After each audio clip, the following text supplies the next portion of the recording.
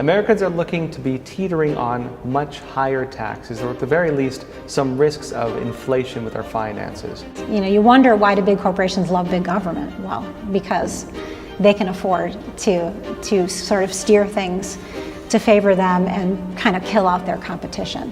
And what is really behind tax law, which is basically, it's favors. It is loopholes. It is put in specifically for certain groups and certain constituencies. There are carve-outs for a lot of different things. It's not as straightforward and as it should be. It's meant also to manipulate certain behaviors, encourage certain behaviors, discourage other behaviors. So it's really more than just tax policy. It's more, it's social policy in a way.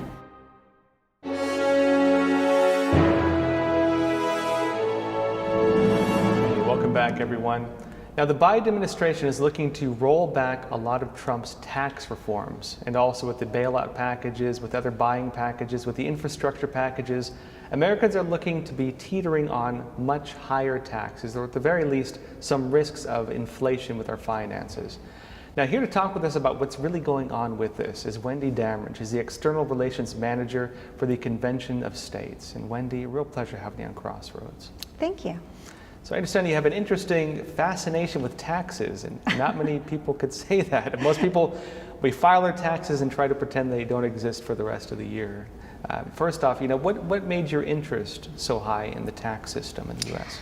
Well, I started young, I guess. I started as an intern with Ernst & Young many years ago when I was 20 years old, and I started in the tax department, and it was really eye-opening for me. I had only done my own, EZ form, working, in a minimum wage job before. So when I got into, and I got introduced into corporate tax and into high wealth individual tax and just not-for-profit tax, all the different areas, and I got to see tax law and what is really behind tax law, which is basically, it's favors. It is loopholes. It is put in specifically for certain groups and certain constituencies. There are carve-outs for a lot of different things. It's not as straightforward and as it should be. It's not. It's meant also to manipulate certain behaviors, encourage certain behaviors, discourage other behaviors. So it's really more than just tax policy. It's more. I would say it's social policy in a way, because obviously what you tax you get less of, and what you subsidize you get more of. So it makes you wonder, what they have in mind when they do certain things. And this is interesting because this ties into the way the entire financial system works in this country, with the Federal Reserve, for example, with the boom-bust cycles, for example, when they raise interest rates or lower interest rates, that the very things that they tax or choose not to tax, also they can regulate in very much the same ways. Now, it's an interesting game to watch once you start seeing the way it operates, but the way, the ability to get to that level of understanding, it is really difficult to get to. If you were to tell the average American, what it's like once you see how the machine functions with taxes, what would you tell them? I would say it's disturbing. It's frustrating because you go and you get, back when I started, it was a huge library full of basically the law books, and you get them out and you read them and you see carve-outs for it literally will say, here's the tax law, except for if you're a company that was started on this day in this industry, and then this doesn't apply to you. So it's frustrating, and you just basically see how there's just so much more to the tax system than what you hear, and there's so much going on behind the scenes, and it's payoffs, favors to from certain officials to supporters and unions, and it's just it's a frustrating thing. I would love to see just a flat tax, although it would, I would not be doing people's taxes anymore probably if we had something as simple as a flat tax, but I would be okay with that, because I think that would be the most fair situation that we could have, is just an easy, straightforward flat tax. Well, and this issue of favors and kind of, you scratch my back, I'll scratch yours, this is where you get in the real concerning parts of the tax law system. As you mentioned, for example, clauses that say that this tax law does not apply to companies started on this date. You could only assume that was meant for one specific company, and then you have to look at which company that was and how it relates to the person who made the law. Once people start seeing this dynamic, it starts making sense how some of the biggest corporations pay very little in taxes, whereas middle America tends to bear the biggest burden sometimes. Yes, and those are the corporations that can pay the lobbyists to lobby the people who write the tax law to carve those out. And so they get the favors, and then the small business person, they're stuck paying more because the bigger corporations that have the favors aren't. So it's a real problem, and the big corporations, you wonder, why do big corporations love big government? Well, because they can afford to sort of steer things to favor them and kind of kill out their competition in the meantime. So, which explains why they are pushing socialist policies, which they're calling it now state capitalism. In other words, the state runs the capitalist systems, where in other words they get subsidies or government favors, and as you mentioned, having that protection, they can kill off mid to low level competition. Now let's step back a bit and talk about what happened under Trump with the tax reforms. Because as we saw, a lot of politicians, media outlets, big businesses, maybe not so much the big businesses, some of them, were really pushing back against Trump really hard on this. What did Trump's tax laws actually do in this country? We saw him, for example, trying to change things to encourage companies to come back from manufacturing overseas. We saw different tax reforms. What did you see in terms of how these things actually worked and what they did? Yeah, so he decreased the corporate tax rate. So we had some of the highest corporate tax rates in the world, and so of course it makes sense for businesses to take their corporations overseas to make their money there, pay the tax there. And so when he decreased the taxes, we really compete, in so many aspects, and one of those aspects is tax level, and that's we don't just compete with amongst the states, but we compete in the whole world. And so when they brought that money back to this country because we had lower rates, and now I'm afraid that Biden is going to reverse all that, and we're going to see the trend that we had before, which was corporations going overseas, and it makes sense for them to do that, because if you're paying 10% more to have your money here, of course you're going to take it overseas. So, and then as far on the personal side, most everybody got a tax cut, even though maybe they didn't realize it, because what they had was more money coming into their paycheck every month, but they weren't seeing was a big refund at the end, because they were getting more. They're having less withheld, getting more in, but stretched out over that time period, maybe they didn't notice it as much as getting like a bigger check at the end. And so I think some people didn't realize what you need to compare. I saw this a lot online, it made me crazy. Don't compare the refund you had last year to the refund you get this year. Compare the tax liability you had to the tax liability you had. And I guarantee you the tax liability you had this year in 2020 compared to before Trump's tax cuts was actually lower. But people don't, most people aren't into taxes like I am, so it's not the first thing on their mind. They give their stuff to an H&R Block, and then they say, oh, I didn't get as much of a refund, and they don't even really know where to look on the line to kind of make that comparison. And then if you turn on, the liberal news media, they're going to tell you, oh, you didn't get a break. You got hurt by this, and it wasn't true. And the observing that there's less money coming back on the tax refund, and then the media telling you, framing the narrative of why.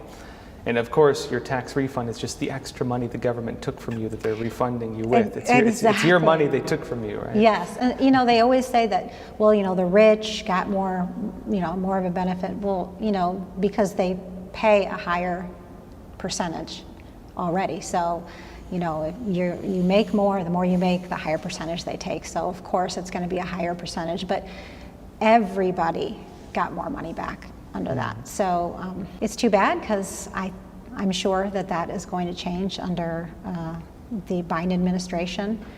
And but again, what people hear in the news media will be, somehow they'll be convinced that it's actually better. And also people really love the idea of that rich person, paying more money. We're gonna get them, we're gonna punish them, they need to pay more. So they actually will overlook paying a little bit more themselves as long as the other guy is getting stuck with more.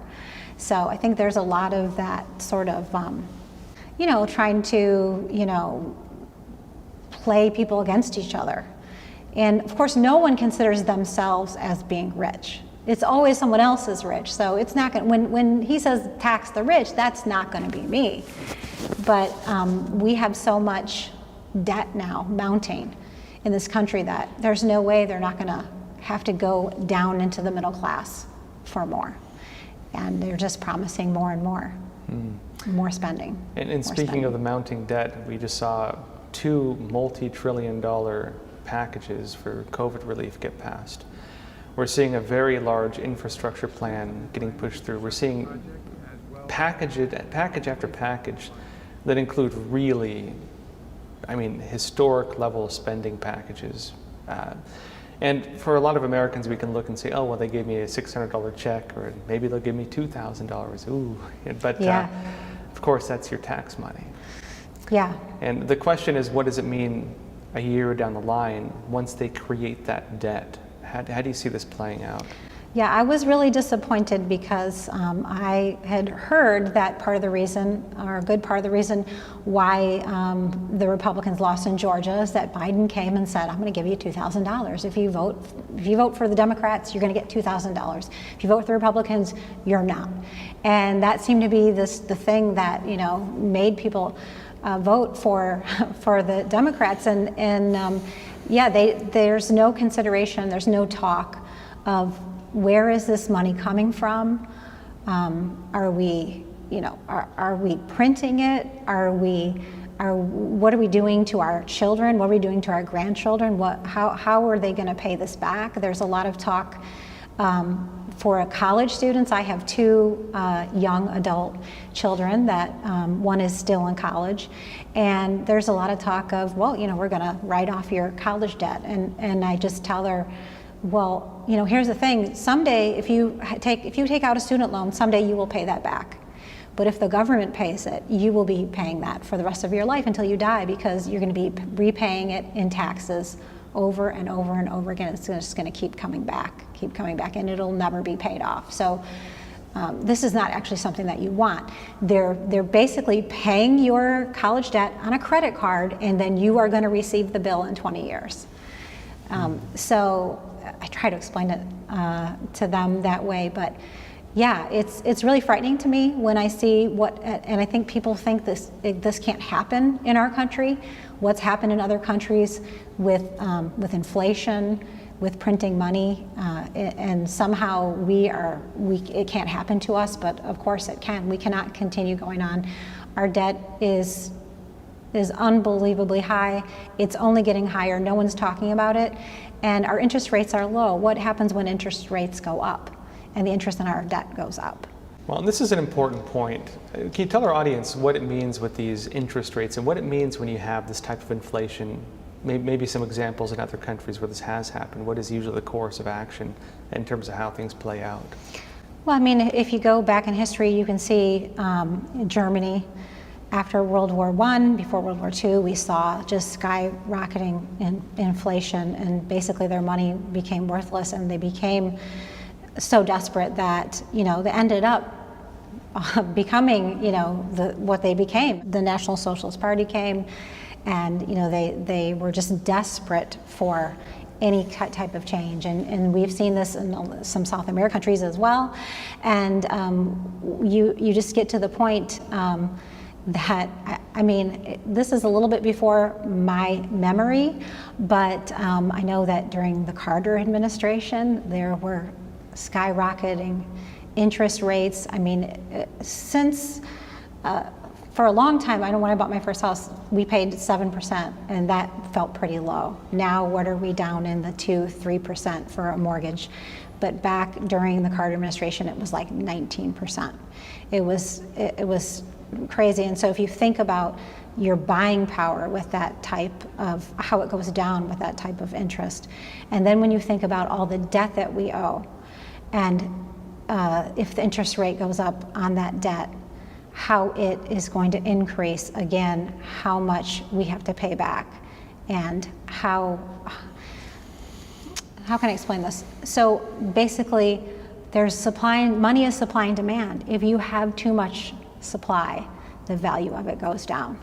So when we have all this money being pumped in, the value of that money goes down, and so it takes more of it to buy the things that you need. And it's a very hard cycle to break out of.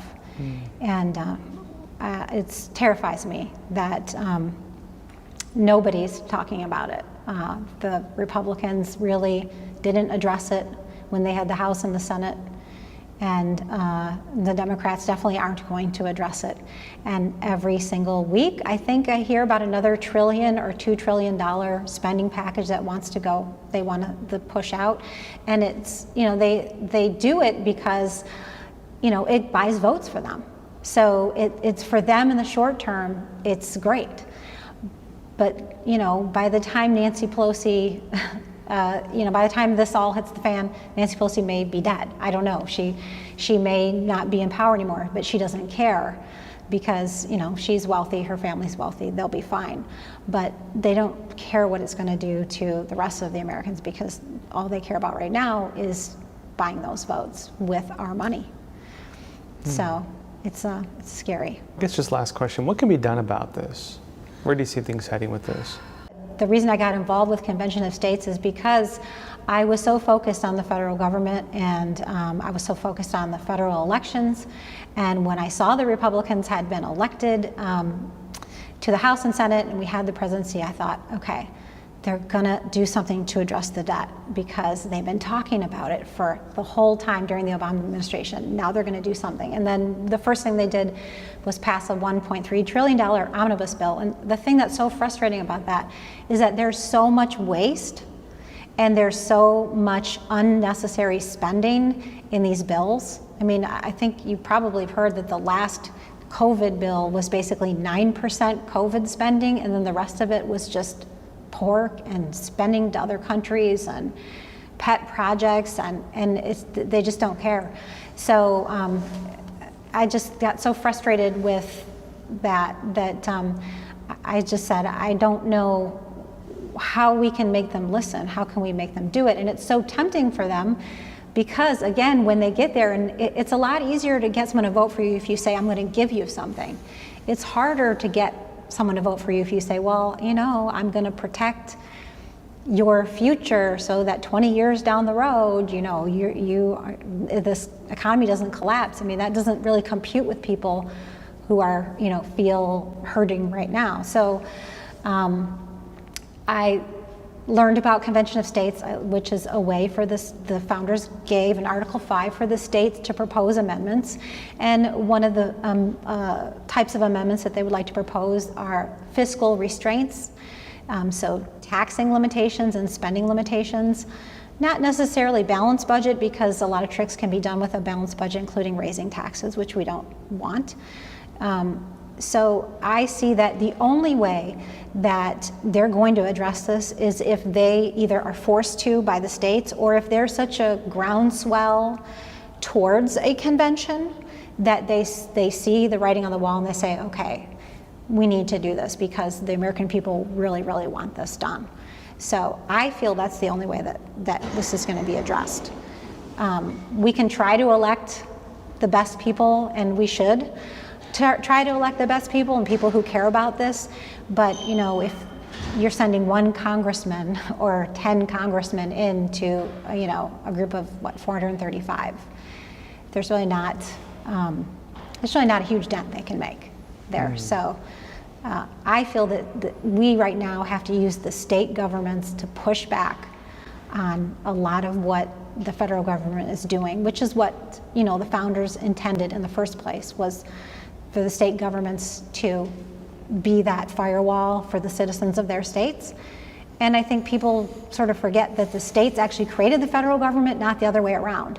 But because the federal government gives so much money to the states, that they really control the states. So for example, in South Carolina, and I think this is true in many of the states, about 60% of the state budget is actually controlled by the federal government in one way, shape, or form, whether it's through grants or regulations, or, you know, there's a bureaucrat in DC making decisions for South Carolina instead of the people of South Carolina making the decisions for what's best for South Carolina. So I learned, and I didn't know this before I got involved with this Convention of States, but that 60% of the state government, of state budget of South Carolina, and this is true of many of the states, is actually controlled by the federal government. So that means that the decisions for South Carolina are being made by probably a bureaucrat in DC who works for one of the federal agencies, who's never actually been to South Carolina, doesn't know anything about South Carolina, instead of the representatives of the people of South Carolina. So that's a problem. So we would like to see that power being shifted back more towards the people of South Carolina. Just one more question on Sure. this. What's the general interest in South Carolina that you've seen for a convention of states? Well, we have about 50,000 petition signers. We've been working for 7 years to try to get it passed in South Carolina. We have right now 52 co-sponsors on our House bill. We've got 20 co-sponsors on our Senate bill. We have our first hearing next week. So it's looking pretty good. And I think the hardest challenge of getting something like this through is, first of all, educating your state legislators on it, because it can seem like a complicated subject. It's really not, but it can seem complicated. The other thing is that these state legislatures are part-time. So in South Carolina, they basically work January through May, 3 days a week, and they have a lot of issues that they have to tackle in that amount of time. And so if you aren't really pushing your issue, and if you don't have a big grassroots effort to push your issue, or a lobbyist pushing your issue, it's not going to make it to the top of the stack. So you may have a lot of support for it, but it's just never going to get addressed. And it's going to get kicked, the can's going to get kicked down the road. But I think, you know, now with the current administration, I think these Republican states are feeling the pressure to say, what can we do now to push back on what's coming out of DC? So hopefully we'll be able to get it passed through South Carolina. So we've had 15 states right now so far that have passed it. They're all red states, of course, and a lot of them are southern states. So we're hoping South Carolina will be there this year in 2021. Hey, Wendy Dameron, real pleasure having you on Crossroads. Well, thank you so much for having me.